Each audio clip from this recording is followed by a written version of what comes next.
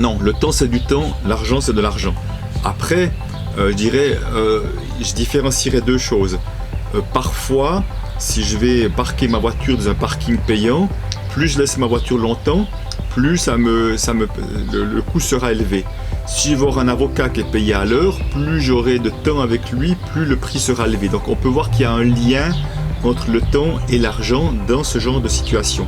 Et ce qui est intéressant avec l'histoire du temps et de l'argent, c'est que qu'est-ce que je vois avec les gens très riches, les milliardaires et autres, c'est qu'au fond, ils sont en train de courir après le temps. Parce qu'il y a une chose qui est insupportable pour eux, c'est de voir qu'ils vont mourir comme les autres. Ils n'arrivent pas à acheter du temps avec leur argent.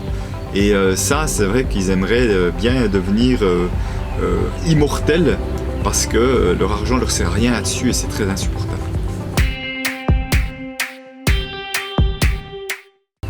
Alors si l'argent faisait le bonheur, ça se saurait, très clairement. Nous avons tout. Alors c'est intéressant parce qu'au fond, derrière tout ça, la plupart des gens disent ah bah ouais non, mais au fond, pour moi je pense que ça ferait une différence. La plupart des gens pensent pour eux que ça ferait leur bonheur, mais ils sont d'accord en parlant des autres. C'est-à-dire qu'on a tous des exemples de stars du showbiz et tout, qui avaient beaucoup d'argent, qui avaient beaucoup de réputation et qui se sont suicidés, qui sont partis de la drogue. C'est pour ça que je dis s'il suffisait d'avoir de l'argent pour être heureux, ça se saurait.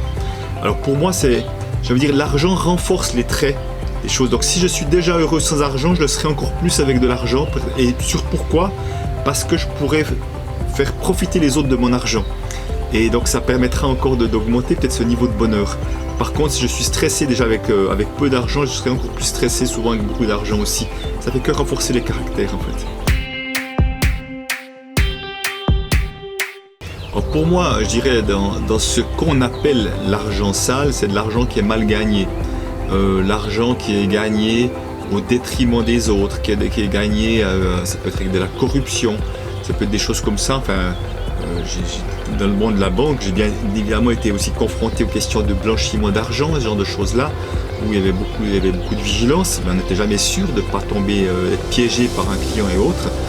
Alors voilà, donc après, blanchir de l'argent ne veut pas dire que l'argent a été mal gagné, hein, c'est juste l'idée de ne pas vouloir payer d'impôts, ce qui n'est pas, pas le but pour moi non plus.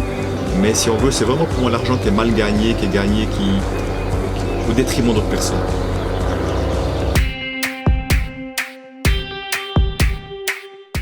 Beaucoup trop peu à mon goût, j'en ai de temps en temps, mais en général les gens que j'ai c'est plutôt ceux qui quittent la banque, mais j'ai vraiment trop peu de banquiers qui viennent me voir et surtout j'interviens pratiquement pas dans les banques et je trouve ça vraiment dommage parce que je pense qu'il y a vraiment des choses à comprendre. Dernièrement j'ai eu la chance d'intervenir pour un groupe de gérants de fortune privée québécois et oui, ça les a un peu bousculés, je veux dire, ce que j'ai amené et je voyais vraiment que ça avait du sens aussi pour eux de s'interroger sur la relation à l'argent parce que comme moi, ils voient bien les choses chez leurs clients, mais ils ne comprennent pas forcément les enjeux qu'il y a derrière et pourquoi il y a ce genre de comportement-là. Donc le jour où les financiers s'intéresseront en masse à leur relation à l'argent pour mieux comprendre leurs clients, je pense qu'on aura fait déjà un bout de chemin vers des relations autres entre clients et banquiers.